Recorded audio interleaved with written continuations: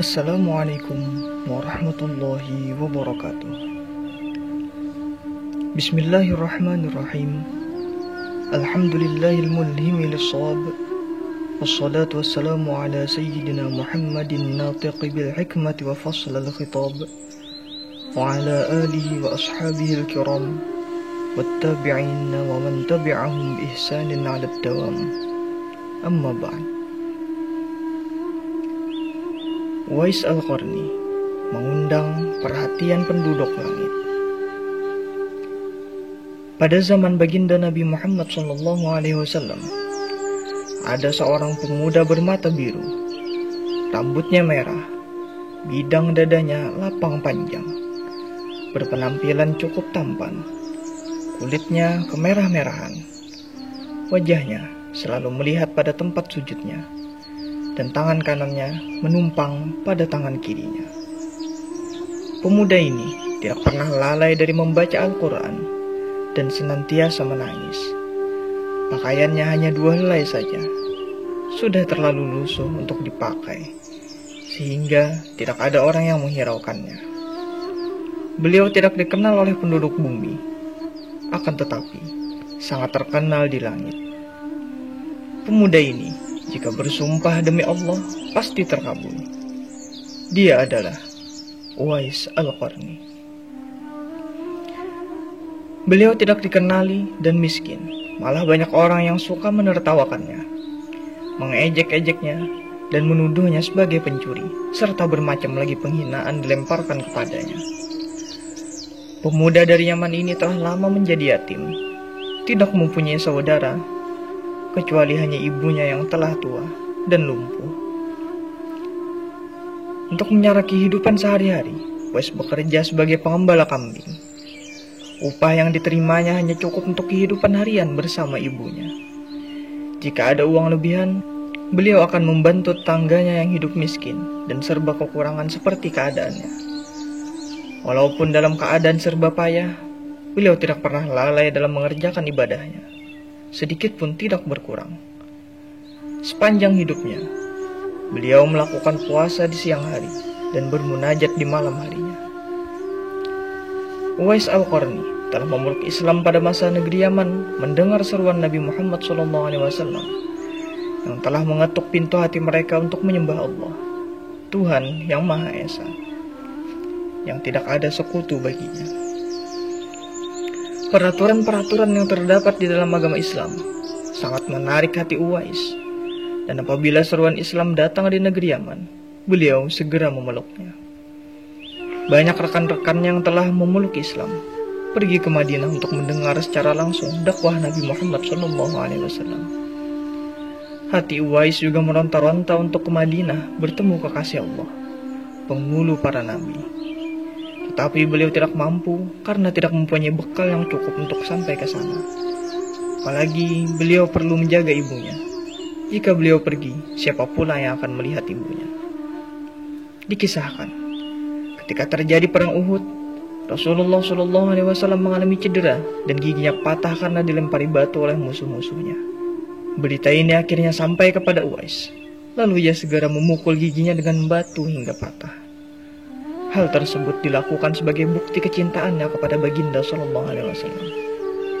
Sekalipun beliau belum pernah melihat Rasulullah SAW. Hari berganti hari, dan musim pun berlalu. Kerinduannya terhadap Rasulullah tak dapat dibendung lagi. Uwais merenungkan diri dan bertanya dalam hati, bisakah dirinya baru dapat menziarahi Nabi SAW dan memandang wajah beliau dari dekat? Akhirnya, pada suatu hari, Uwais mendekati ibunya, mengeluarkan isi hatinya, dan memohon izin kepada ibunya agar diperkenankan pergi menziarahi Nabi SAW di Madinah. Sang ibu, walaupun telah uzur, merasa terharu ketika mendengar permohonan anaknya. Beliau memahami perasaan Uwais dan berkata, "Pergilah wahai anakku, temuilah Nabi di rumahnya. Dan bila telah berjumpa, segeralah engkau kembali pulang." Dan sebelum pergi, beliau menyiapkan keperluan ibunya yang akan ditinggalkan, serta berpesan kepada tetangganya agar dapat menemani ibunya sepanjang kepergian beliau.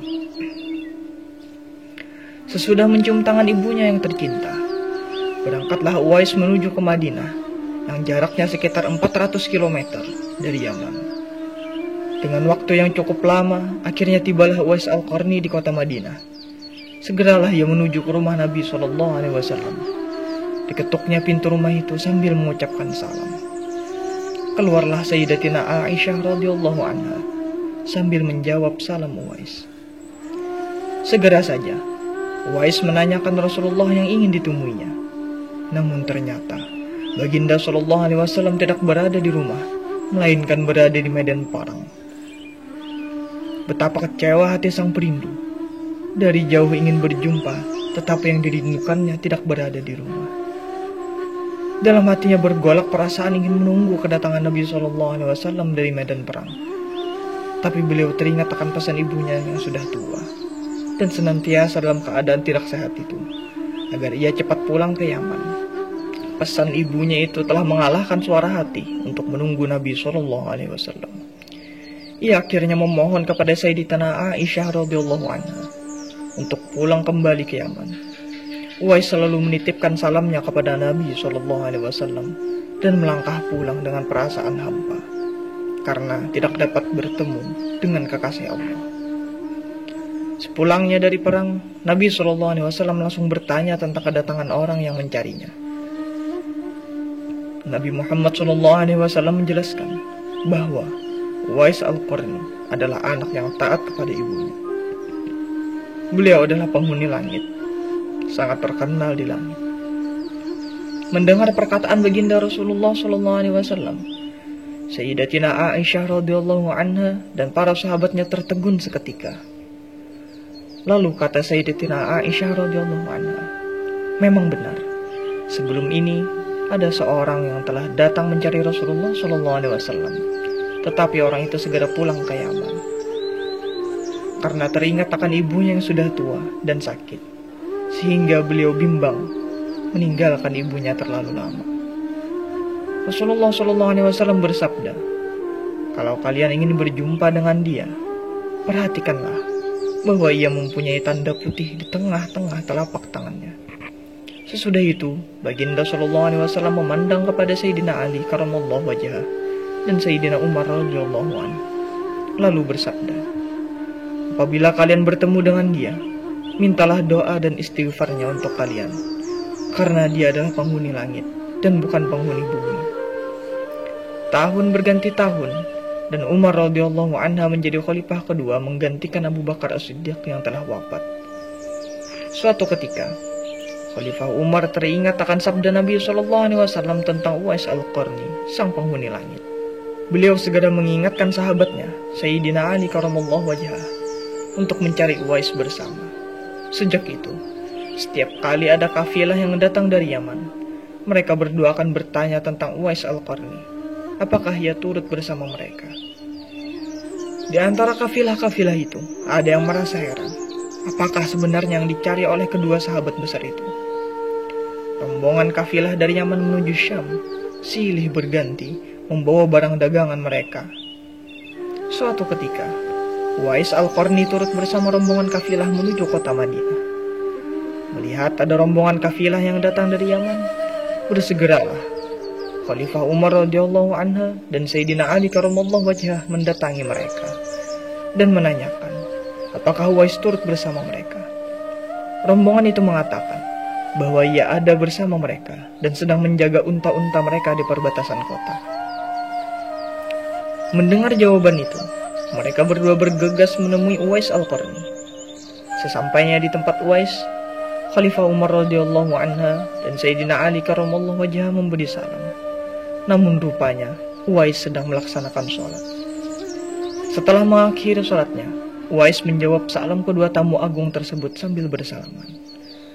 Sewaktu berjabatan, Khalifah Umar segera membalikkan tangan Uwais untuk membuktikan kebenaran tanda putih yang berada di telapak tangan Uwais, sebagaimana pernah disabdakan oleh baginda Nabi SAW. Memang benar, dia penghuni langit. Dan ditanya Uwais oleh kedua tamu tersebut, siapakah nama saudara? Lalu jawab Uwais, Abdullah. Mendengar jawaban itu, kedua sahabat itu pun tertawa dan mengatakan, kami juga Abdullah, yakni hamba Allah. Tapi siapakah namamu yang sebenarnya? Uwais kemudian berkata, nama saya Uwais Al-Qarni. Sepanjang perkenalan mereka, tahulah mereka bahwa ibu Uwais telah meninggal dunia. Itulah sebabnya beliau baru dapat turut serta bersama rombongan kafilah dagang itu. Akhirnya, Khalifah Umar dan Ali karramallahu wajhah memohon agar Uwais berkenan mendoakan untuk mereka. Uwais enggan dan dia berkata kepada Khalifah, sayalah yang harus meminta doa dari kalian. Mendengar perkataan Uwais, Khalifah berkata, kami datang ke sini untuk mohon doa dan istighfar dari Tuhan. Disebabkan didesak oleh dua sahabat besar ini, Uwais Al-Qarni akhirnya mengangkat kedua belah tangannya lalu berdoa dan membacakan istighfar. Setelah itu, Khalifah Umar radhiyallahu an berjanji untuk memberinya uang negara dari Baitul Mal kepada Uwais sebagai biaya hidupnya. Uwais menolaknya dengan lembut dengan berkata, hamba mohon supaya hari ini saja hamba diketahui orang. Untuk hari-hari selanjutnya, biarlah hamba yang fakir ini tidak diketahui orang lagi. Setelah kejadian itu, nama Uwais kembali tenggelam dan tidak langsung terdengar beritanya. Tapi diriwayatkan, ada seorang lelaki pernah bertemu dan dibantu oleh Uwais. Kata orang itu, waktu kami sedang berada di atas kapal menuju ke tanah Arab bersama para pedagang, tanpa disangka-sangka, angin ribut bertiup dengan kencang. Akibatnya, hempasan ombak menghantam kapal kami, sehingga air laut masuk ke dalam kapal dan menyebabkan kapal semakin berat.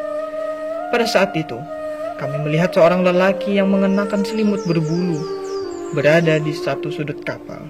Lalu kami memanggilnya. Lelaki itu bangun, lalu melakukan sholat di atas air. Betapa terkejutnya kami melihat kejadian itu. Wahai waliullah, tolonglah kami. Tetapi lelaki itu tidak menoleh.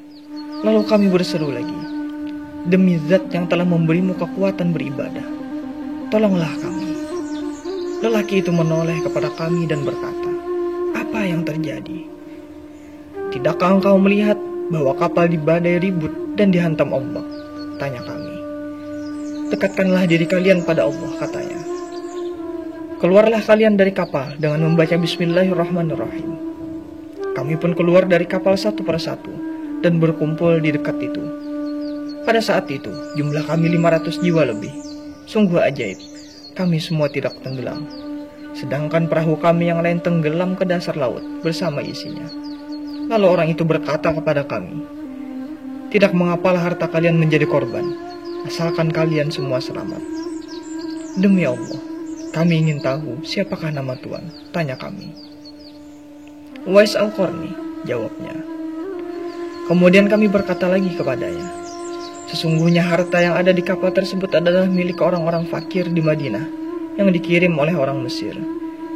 Jika Allah mengembalikan harta kalian, apakah kalian akan bagi-bagikannya kepada orang-orang fakir di Madinah? Tanya Uwais. Ya, jawab kami. Orang itu pun melaksanakan sholat 2 rakaat di atas air, lalu berdoa. Setelah Uwais Al-Qarni mengucap salam, tiba-tiba kapal itu muncul ke permukaan air. Lalu kami menaikinya dan meneruskan perjalanan. Setibanya di Madinah, kami membagi-bagikan seluruh harta kepada orang-orang fakir di Madinah, sehingga tidak ada satupun yang tertinggal. Beberapa waktu kemudian, tersiarlah kabar bahwa Uwais Al-Qarni telah pulang ke rahmatullah. Anehnya, pada saat dia hendak dimandikan, tiba-tiba terlalu banyak orang yang berebut hendak memandikannya. Dan ketika dibawa ke tempat pembaringan untuk dikafankan, begitu ramai orang yang menunggu untuk mengkafaninya. Demikian pula ketika orang pergi hendak menggali kuburnya. Di sana ternyata sudah ada orang-orang yang menggali kuburnya hingga selesai. Ketika usungan dibawa menuju ke perkuburan, luar biasa banyaknya orang yang berebut hendak mengusungnya. Meninggalnya Uwais Al-Qarni telah menggemparkan masyarakat kota Yaman. Banyak terjadi hal-hal yang amat mengherankan penduduk Yaman. Sedemikian banyaknya orang yang tak dikenali datang untuk mengurus jenazah dan pemakamannya. Padahal Uwais adalah seorang fakir yang tidak dihiraukan orang. Sejak ia dimandikan, Sampailah ketika jenazahnya hendak diturunkan ke dalam kubur, ada saja orang yang telah siap melaksanakannya terlebih dahulu. Penduduk kota Yaman tercengang. Mereka bertanya-tanya, siapakah sebenarnya engkau, wahai Uwais Al-Qarni? Bukankah Uwais yang kita kenal hanyalah seorang fakir yang tidak memiliki apa-apa, yang kerjanya hanyalah sebagai pengembala kambing dan unta? Tetapi ketika hari wafatmu, engkau telah menggemparkan penduduk Yaman dengan hadirnya manusia-manusia asing yang tidak pernah kami kenal. Mereka datang dalam jumlah sedemikian banyaknya. Agaknya mereka adalah para malaikat yang diturunkan ke bumi hanya untuk mengurus jenazah dan pemakamannya. Baru saat itulah penduduk Yaman mengetahui siapa Uwais Al-Qarni yang ternyata tidak terkenal di bumi, tapi terkenal di langit. Allah Subhanahu wa Ta'ala a'lam. Wassalamualaikum warahmatullahi wabarakatuh.